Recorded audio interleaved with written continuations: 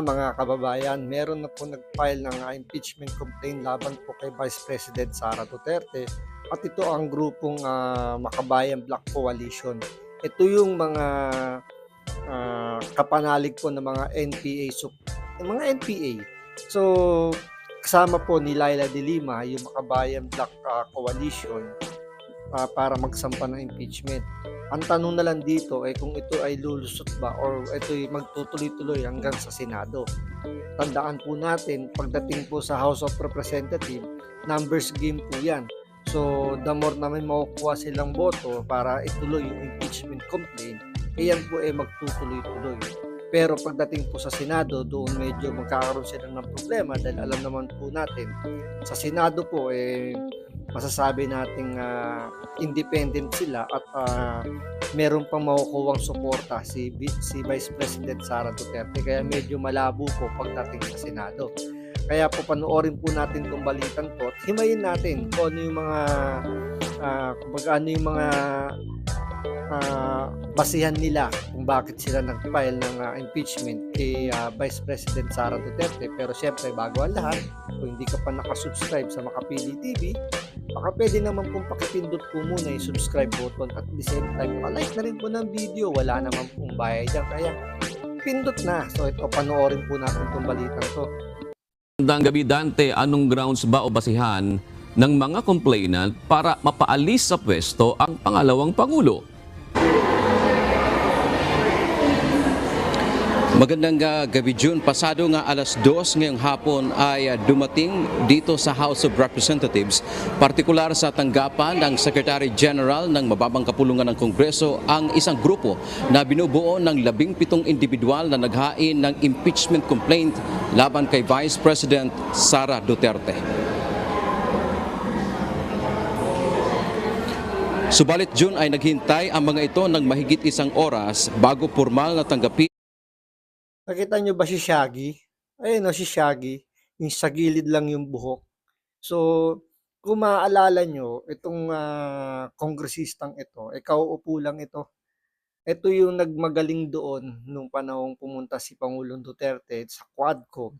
So, nagpa-grandstand siya. Akala niya, maiisahan niya si Pangulong Duterte, pero ang nangyari, nagmukha siya doong katawa-tawa. So dahil nga hindi naman abogado at nagmamarunong sa batas, nasermonan at na-lecturean pa to ni Pangulong Duterte ng House Secretary General na si Reginald Velasco.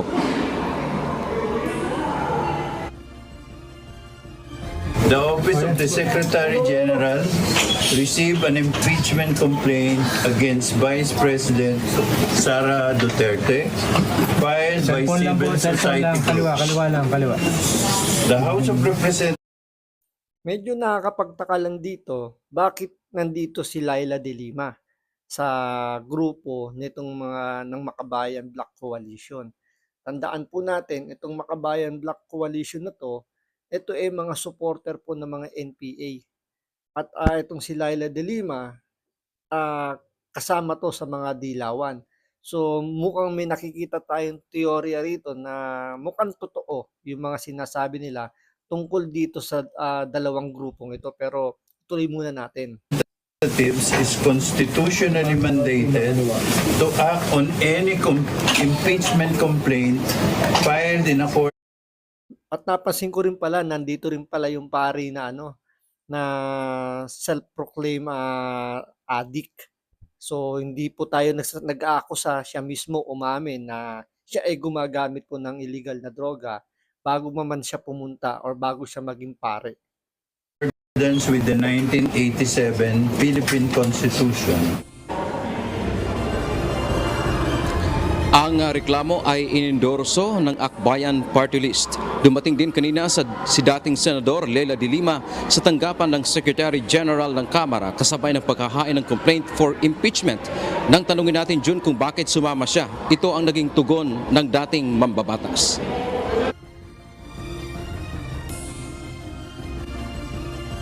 Ma'am, nandito tayo. There's a group that is filing an impeachment complaint. We'll explain to you later. Paano nyo kaya muna to? But technically, ma'am, you're just showing support. Support. Oh yes, I'm showing support. I'm Paano nyo kaya accompanying them. So yun, nagbibigay daw siya ng suporta dito sa Makabayan Black.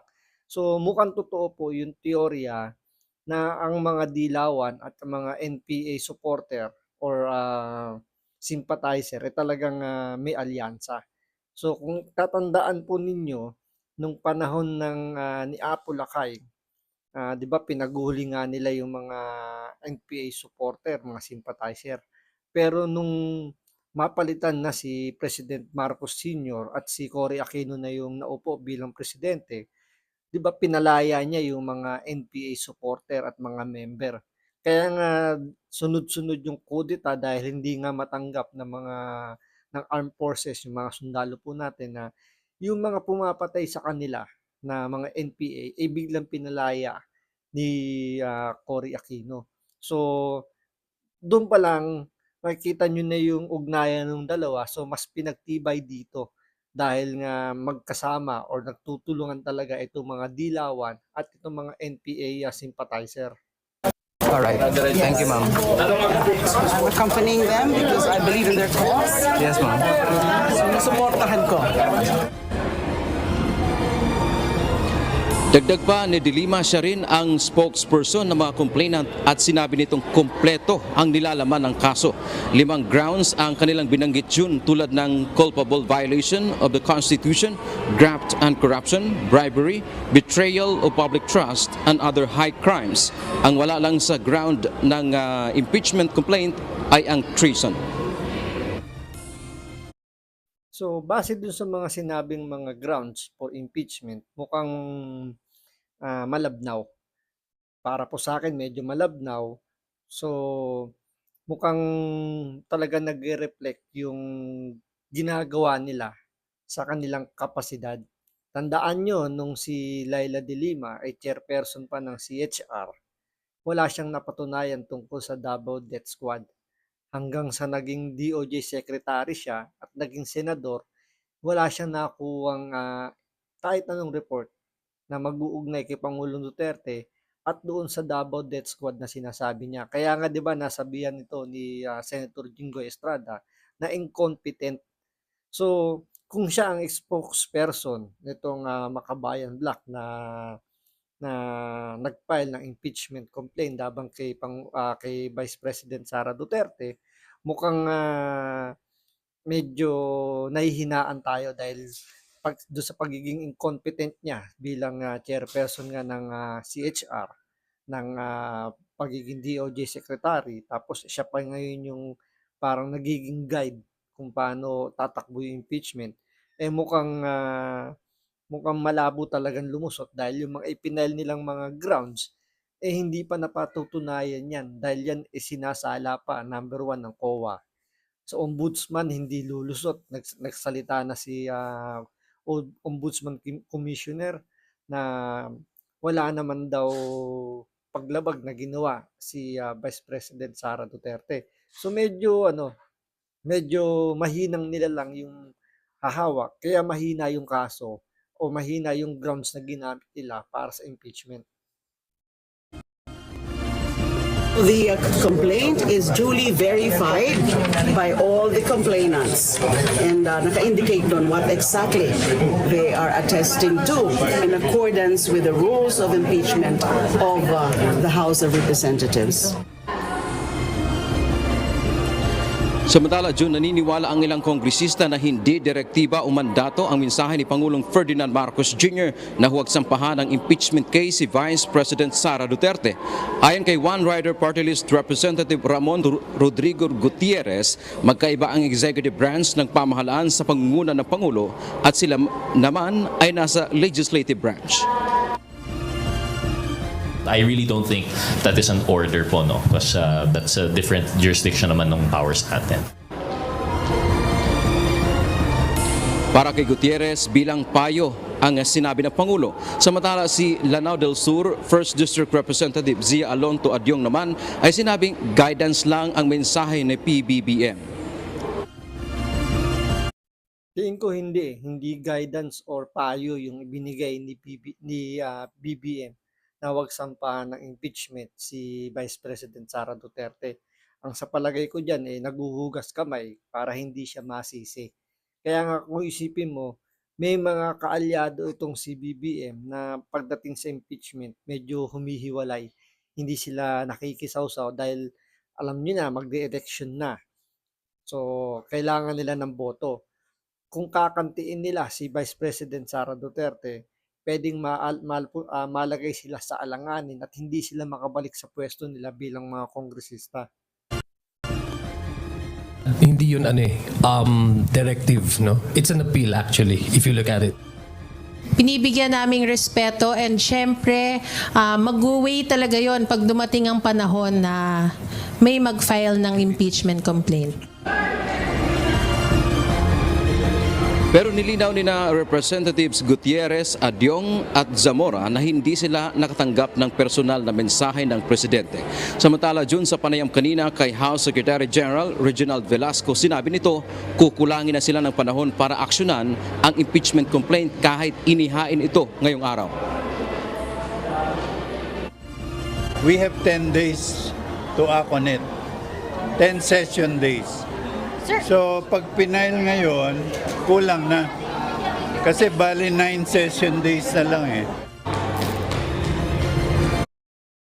See? House of Representatives na nagsabi, mukhang kukulangin nga yung oras nila para aksyonan yung impeachment complaint laban kay BP Sara. At the same time, papasok na rin po yung campaign period. So itong mga kongresistang ito, medyo magiging busy na yan. So mawawalan na ng oras yan para dinggin pa yung impeachment, andyan pa yung Quadcom nila, andyan pa yung Committee for Good Government. So hindi na ma-actionan. Kaya nga lumalabas dito, itong pagpapile ng Makabayan Black Coalition na to, publicity lang yan. Nagbabaka sakali sila na pumutok yung issue na yan, makilala sila. Siyempre, yung karamihan dyan, tumatakbo bilang senador, tumatakbo nga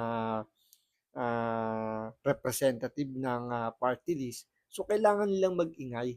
Kasi tandaan nyo, sa Makabayan Black, 3-4 na grupo lang, 3-4 na kongresista lang ang nakalusot. So, ngayon, susubukan nilang madagdagan yung bilang nila kasi nga, medyo ang daming nalaga sa kanila nung tumakbo si Pangulong Duterte bilang presidente. So, nalagasan talaga sila ng mga grupo dyan. Kaya kailangan nila magpalakas at ginagamit nila yung administrasyon ni Pangulong Bobong Marcos para madagdagan yung kanilang koalisyon.